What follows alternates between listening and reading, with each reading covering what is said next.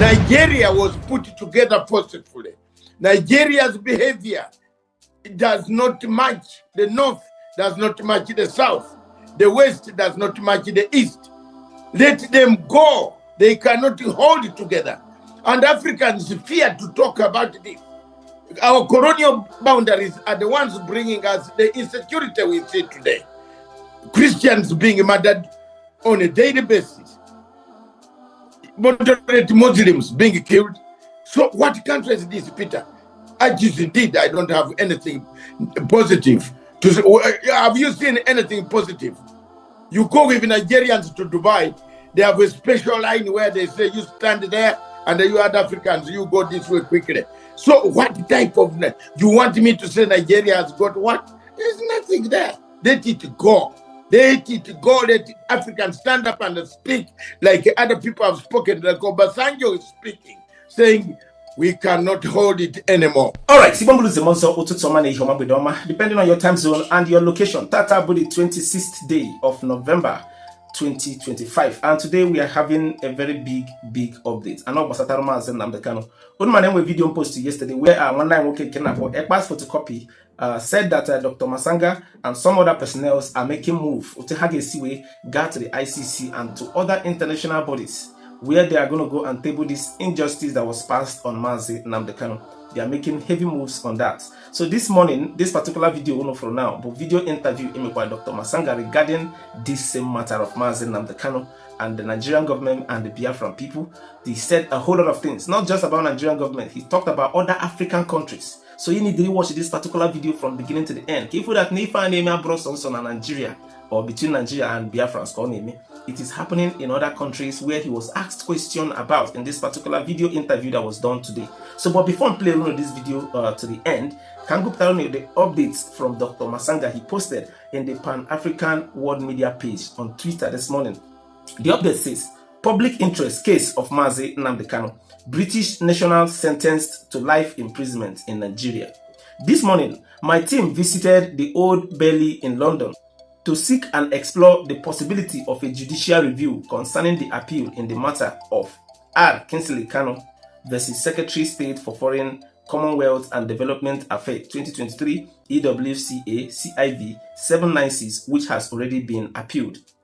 We have established that as a public interested party, we are entitled to seek a judicial review and request that the courts issue a subpoena to the new Secretary of State of the United Kingdom to provide further clarification and information regarding this matter.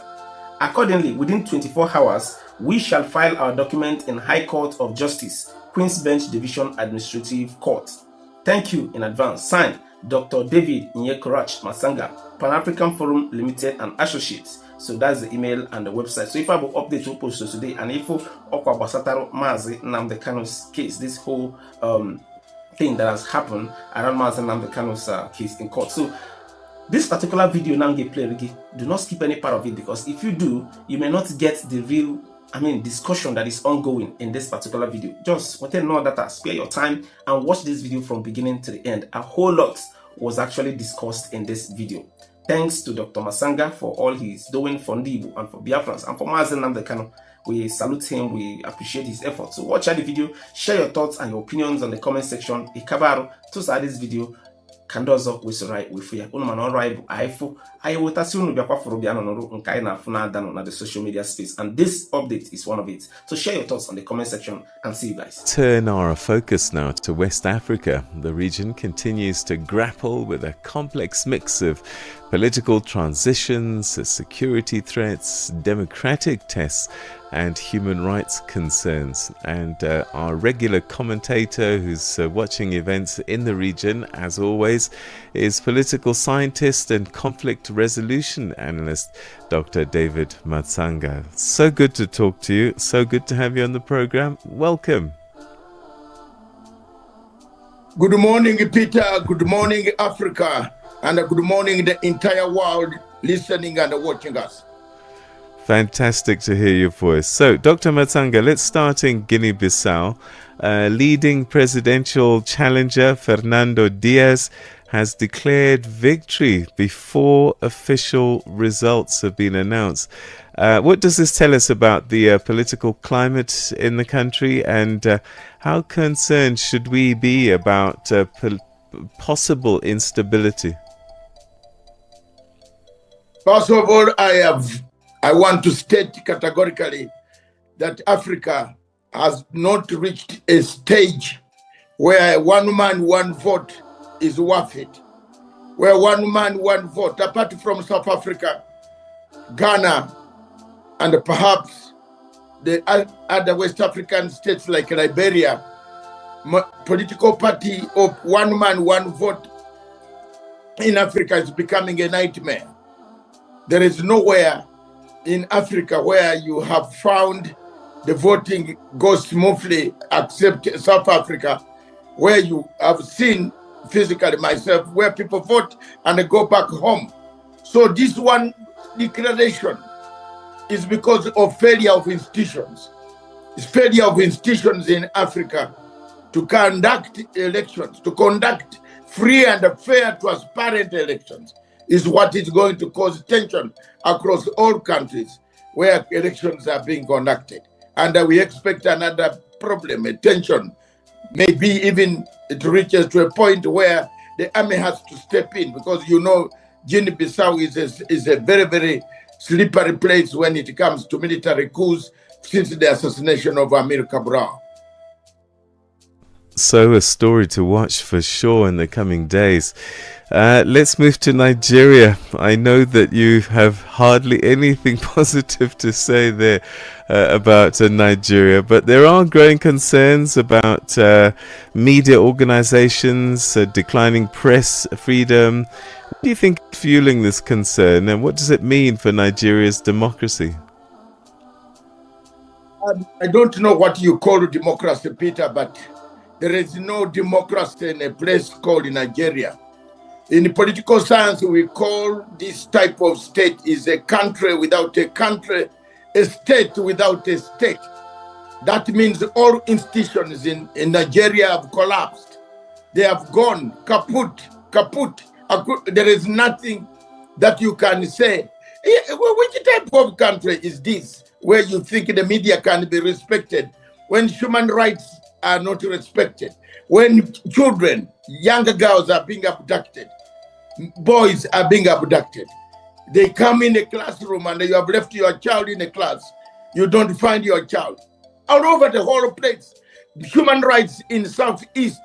This country should go to its places. This country is Yugoslavia of Africa, of Europe. This country Yugoslavia caused us all these type of problems in Europe until it was separated and removed from each other. Europe is stable. Countries have developed out of Yugoslavia. Nigeria was put together forcefully. Nigeria's behavior does not match the North, does not match the South. The West does not match the East. Let them go. They cannot hold it together. And Africans fear to talk about this. Our colonial boundaries are the ones bringing us the insecurity we see today. Christians being murdered on a daily basis. Moderate Muslims being killed. So what country is this, Peter? I just indeed, I don't have anything positive to say. Have you seen anything positive? You go with Nigerians to Dubai, they have a special line where they say you stand there and you other Africans, you go this way quickly. So what type of, you want me to say Nigeria has got what? There's nothing there. Let it go. Let it go. Let Africans stand up and speak like other people have spoken, like Obasanjo is speaking, saying we cannot hold it anymore. This state, the gate is collapsed, is a pariah state. Thank you. So let's go to Ghana now. The country's parliament is progressing towards something called the Lifestyle Audit Act, which could scrutinize the wealth and spending of public officials.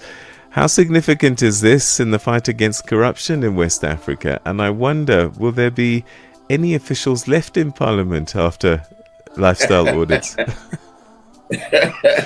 Peter, what kills Africa? And you and I, we have been in this field looking for this, talking about corruption. You see, the corruption is the biggest problem that Africa faces. Corruption is the biggest obstacle, challenge that Africa has. Everywhere, across the board, in all African countries, we would have done very well if we killed this monster called corruption. You see, in Singapore, the prime minister there, put people on a firing squad. In Ghana, and they killed, even imprisoned his own brother for life.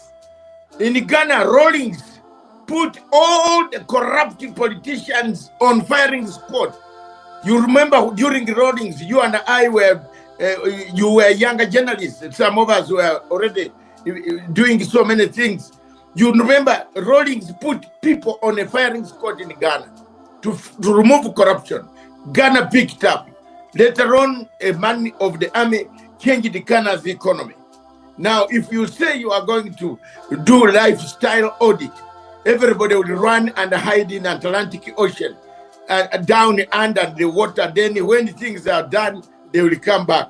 So I am telling you, Peter, life audit, who will be left? That's the good question here.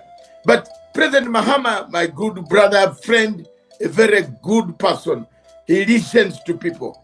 And he's doing this life audit to make sure that he gets rid of some of the expenditure, some of the corruption, that of the kickbacks that come as awarding contracts. So that is a correct move. But who will remain in the parliament? I think the parliament will remain empty.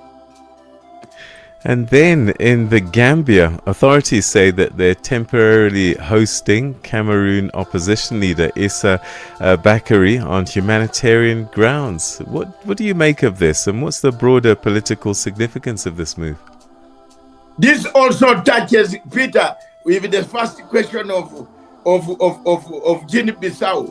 Every opposition political leader across Africa is running away because we have not reached a stage where we can accept that the winner has gone.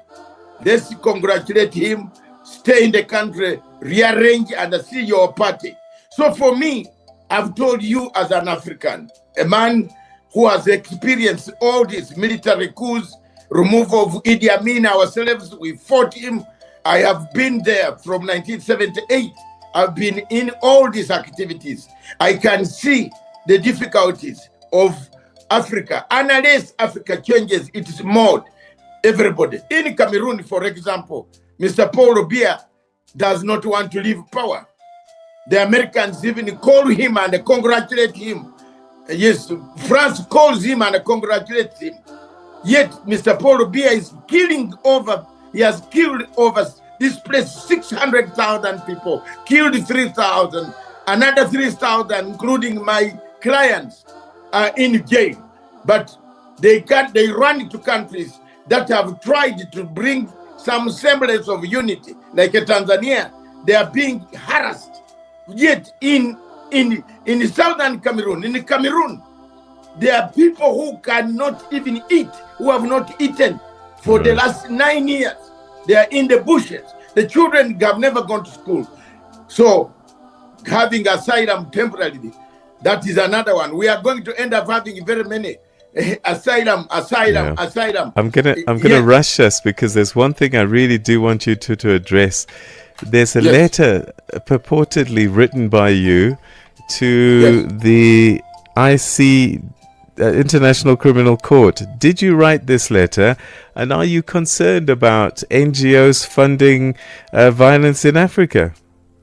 Yes, I wrote this letter. I did not write a letter. I notified the office of the chief prosecutor on the situation of Tanzania because I knew. I have been there, Peter, you know it. I am the only man south of Sahara that can conquer, that can speak my mind on the question as a legal mind of international law. I want to make it clear that I have been following the pattern of NGOs, foreign-funded NGOs, including one called AfriForm, which is in your country, that has brought chaos, that brings these wars across the region. Vanguard Africa, of Open Society Foundation of George Soros. I have not kept quiet to name them. Me and George Soros, you don't put us in the same house and you find us alive. I don't like them. These are NGOs that fund chaos in the whole of Africa. Look at Tanzania. Look at Mozambique. Look at Kenya. Look at Uganda. Look at all the places where has been turmoil. These organizations are at the forefront, calling upon the younger people to be taken, go to the streets. Article 25 of 25C, 25D of the Roma Statute says criminal responsibility for those funding, assisting, equipping, and logistically arming. Yeah, we're going to have to leave it there, Dr. Matsanga, but I think we're going to have another conversation on this, specifically on this issue, so that we have more time on it. So let's leave it there for the time being. I think we've whet the appetites of many listeners, and let's do a conversation, a proper one on this. But thanks so much for joining us today. Thank you very much, Peter, and thank you. Keep it going. I stand firmly behind anybody who wants to dismember Tanzania. I will fight, stand firm. The spirit of Nyerere lives in me. Thank you so much, Dr. Matsanga. Right, it's 6:31 and a bit, which means it's time for your news headlines. Good morning. Jualani Tulongwete.